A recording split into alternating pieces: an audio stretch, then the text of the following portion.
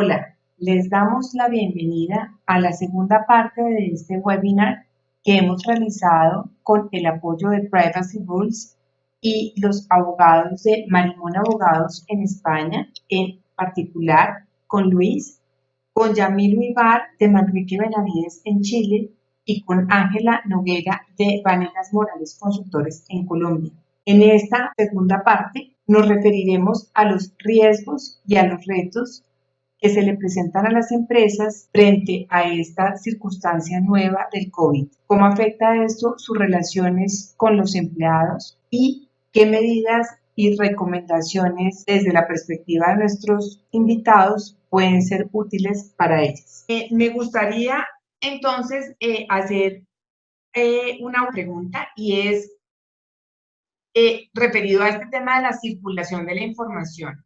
La información la están recolectando quienes deben recolectarla y ellos están obligados muchas veces a tener que suministrarla a las entidades, a las autoridades públicas para que se pueda hacer este conteo organizado de la información. Cuando ustedes, ¿cómo han visto o cómo creen o qué riesgos creen que se están, a los que nos estamos enfrentando cuando tenemos entidades privadas que tienen que comunicarle esta información a las autoridades públicas? ¿Qué canales se han dispuesto? ¿De qué manera se puede hacer? ¿Qué tan informada está la ciudadanía? Y un poco tomo el ejemplo de Yamil.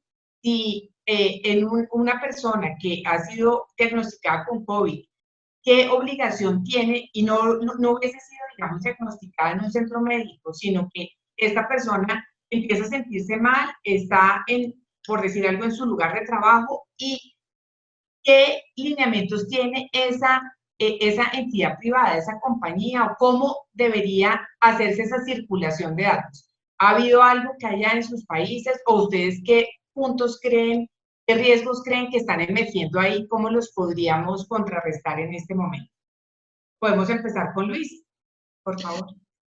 Pues la verdad es que hay dos cuestiones en lo que estás planteando, hay dos cuestiones que son importantes o muy importantes. Una es la comunicación de datos entre las empresas privadas y las empresas públicas. Yo ahora mismo no soy consciente de que hayan entidades privadas en España que estén colaborando con entidades públicas en la transmisión de información sobre la transmisión del virus. No soy consciente de ningún caso. Puede haber ocurrido, pero no soy consciente ni de que la administración esté requiriendo datos a empresas privadas, ni que las empresas privadas los estén facilitando directamente. Cuando hay una empresa que tiene casos de COVID, lo que le pide al empleado es que se dirija directamente a un centro sanitario, pero no hay una transmisión de datos directamente, digamos, que no sea canalizada a través del propio empleado. Entonces, en esta vía yo no soy consciente, al menos en España, de que se esté produciendo en ninguna de las dos direcciones. Es decir, ni la administración pública pide información, ni las empresas directamente la facilitan. Eso no quiere decir que si la administración pública solicitara información, creo que sería obligatorio facilitar esa información, pero no soy consciente de que esto esté ocurriendo ahora mismo. Y en cuanto a la segunda pregunta, y es de qué forma se pueden proteger los derechos de una persona que esté infectada por el COVID dentro del entorno laboral. Nosotros no hemos tenido por ejemplo, en nuestra organización ningún caso de infección a fecha de hoy, pero sí hemos tenido varios casos de personas que han estado, personas de nuestra organización que han estado en contacto con personas que han sido positivas. Entonces, la norma española, básicamente, y los criterios de la Agencia de Protección de Datos, lo que te dice varias cosas. Primero, el mantenimiento, la protección de la salud de los trabajadores es una función y una obligación del empleador, del empresario. Por tanto, tenemos que tener información, todos los empresarios, información básica para cuidar de la salud de los trabajadores. Por tanto, es necesario tratar esa información. Eso es lo que te dice la Agencia de Protección de Datos. Pero te dice también que esa información hay que mantenerla de la forma más confidencial posible y hay que divulgarla de la forma más limitada posible. Es decir, hay que solicitar o se puede solicitar información sobre viajes que han realizado los trabajadores, sobre positivos, incluso sobre cuarentenas, pero hay que intentar que el resto de los empleados no compartan esa información, sino que solamente sea el empleador el que la coordine, dentro de lo posible, porque cuando empiezan a haber muchos casos no es tan fácil coordinar eso. Pero esa es una de las normas que te impone. Por tanto, el empleador o el empresario puede tratar datos de las infecciones o de las cuarentenas o de los riesgos de los empleados, y es necesario, dice la autoridad española, tratarlos con la finalidad de proteger el interés vital, digamos, o la salud de los demás trabajadores, siempre y cuando se preserven el resto de los principios, sobre todo el de confidencialidad, aunque es verdad que la confidencialidad en España yo creo que está produciéndose de una forma o tiene un efecto diferente que en otros países. El hecho de que tengamos tantos casos hace que la gente ya no esté señalando los casos que se producen positivos, porque todos conocemos muchos casos positivos. No hay nadie que no conozca muchos casos positivos. Entonces, probablemente en un entorno más restrictivo, donde hay pocos casos positivos, se los señala más fácilmente, y me consta que en algunos países, por ejemplo, ayer en India veíamos gente perseguida por la calle por ser médico o por creerse por una parte de la sociedad que estaba infectado y le estaban persiguiendo por la calle. Esto en España no se está produciendo de ninguna forma. Creo que lo estamos llevando de una forma, no sé si me atrevería a decir más civilizada, pero desde luego una forma más sensata, creo. Gracias, Luis. Y Yamil, en Chile, ¿cómo lo ves? Mira, lo primero que me gustaría señalar para aclarar la información anterior es que efectivamente, si bien es la autoridad sanitaria la que tiene el tratamiento de los datos, hay un consenso general de que en pos de la protección de la salud pública, ¿no es cierto? Finalmente, cualquier persona al final puede comunicar o tratar datos sensibles si es con el fin de proteger la salud de la comunidad. Eso en primer lugar. Lo otro, en cuanto a cómo se maneja la información o qué autoridad maneja la información relativa a las cuarentenas o relativa al seguimiento de la comunidad de una persona que ha sido infectada. Bueno, Chile es un país súper centralizado, entonces hay una sola autoridad, que es la autoridad central, que es el Ministerio de Salud, al cual se dirigen todas las instituciones públicas o privadas cuando tienen un caso positivo de COVID, ¿ya? Si yo tengo síntomas, por ejemplo, hay un call center, hay un número de teléfono al que tengo que llamar, ¿ya? Y se coordina la realización del examen, y toda la información que surja de eso finalmente es procesada y manejada por el Ministerio de Salud. Esta institución también es la que le hace el seguimiento al círculo cercano a esta persona, es la que se coordina con las policías para poder asegurar el cumplimiento de las cuarentenas. Por tanto, el tratamiento de los datos está principalmente en esa vía, ¿ya? En esa institución. En cuanto a si las empresas están obligadas a informar, al igual de lo que pasa en España, yo entiendo que no. No hay una obligación de reporte, por ejemplo, diario o con la periodicidad que sea, no existe. Por tanto, es cada trabajador el que debe dirigirse al centro asistencial, y el centro asistencial es que finalmente coordina toda la información con la autoridad central para poder tomar los resguardos, ¿no es cierto?, tomar el examen y poder informar al círculo cercano de esta persona o con quien estuvo en contacto, para que también se le hagan los exámenes y ordenar las cuarentenas respectivas, que luego son, ¿no es cierto?, son supervisadas por la policía, por las Fuerzas Armadas que están en la calle y por el Ministerio Público. Ese es el panorama que existe acá respecto a cómo se canaliza la información en Chile. Bueno, Yamil, muchas gracias. No me voy a anticipar, seguramente me voy a referir a casos que hemos visto parecidos en Colombia en nuestra última pregunta. Por ahora le voy a dar la palabra a Ángela para continuar con el tema de implicaciones laborales, que viene ya muy relacionado con el último de los temas que hemos tratado en esta sección. Ángela. Sí, así es. Yo creo que empata muy bien lo que veníamos hablando con la siguiente, digamos, sección, que es de implicaciones laborales.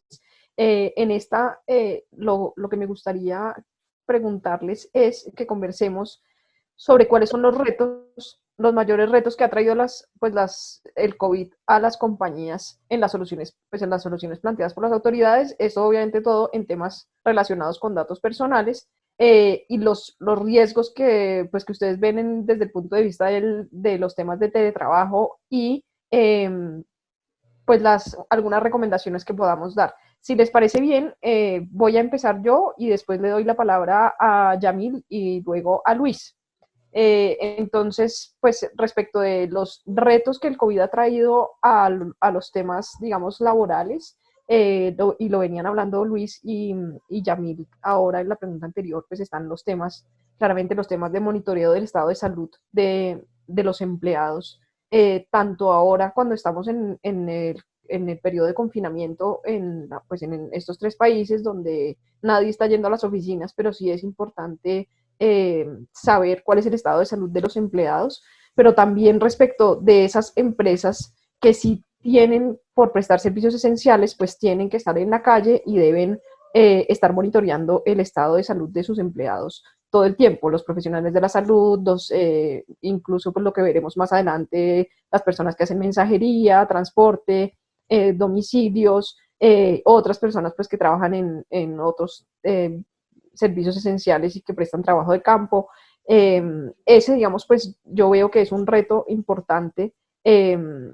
Lo mismo que es el tema de cómo se manejan los reportes de contagio, a quién se les reportan, si los puede o no conocer el empleador, si los debe o no conocer, y cuáles son las implicaciones que esto tiene, si el empleador adquiere entonces un deber de reportar a la autoridad de salud o si es el empleado el que sigue teniendo pues esa responsabilidad, y también pues eso todo en el marco pues como todo esto tiene que ver es con temas realmente con temas de flujos de datos personales y de datos sensibles, pues yo creo que el mayor reto es poder equilibrar digamos, revelaciones de información con los principios que rigen el tratamiento de datos personales, pues que lo decíamos también hace un momento, lo mencionaba Estela, pues los principios de finalidad, de proporcionalidad, de circulación restringida de los datos, etcétera.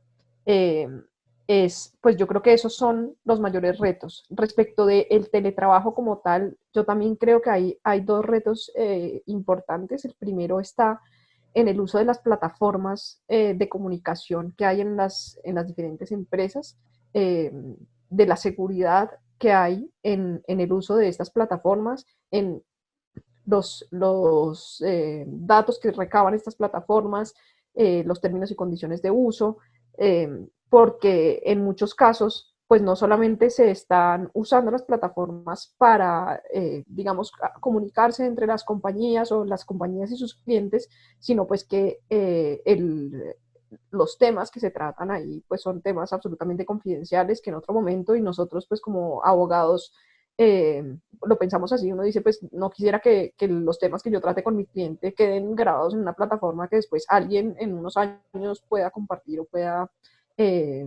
pues revelar. El otro tema que a mí me parece que es pues que es importante tener presente es el tema del monitoreo de los empleados durante este periodo de confinamiento. Sabemos que pues, en varias compañías han implementado temas de monitoreo, así como en las oficinas, por ejemplo, hay circuito cerrado de televisión.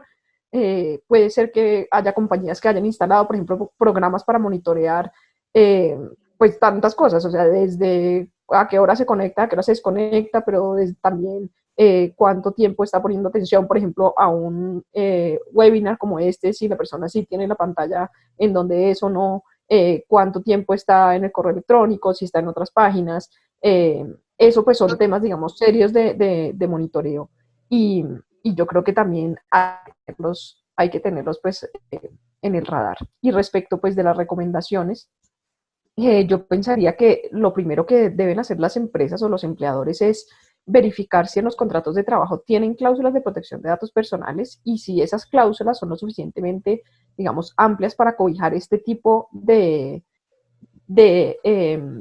recolección y de flujos de datos y de tratamientos que se están haciendo ahora a los empleados. De no ser el caso, pues yo creo que es importante que las empresas pues estén alerta de que ese es un tratamiento, digamos, que no ha sido autorizado y deberían autorizarlo los empleados. obviamente sujeto a que estamos en un estado de emergencia y que hay que hacerlo, o por lo menos notificarles que se está haciendo y en todos los casos pues tener una comunicación clara con los empleados respecto de cómo se están tratando estos datos personales y cuáles son, digamos, las garantías que se están teniendo o pues los esfuerzos que se están haciendo para garantizar que estos datos pues se mantengan con la debida confidencialidad, con la finalidad que es y por el tiempo, digamos, que se requiere. Eso es, digamos, lo que yo diría desde el punto de vista de Colombia. Entonces, por favor, Yamil, si quieres complementar con los temas de Chile, te agradezco.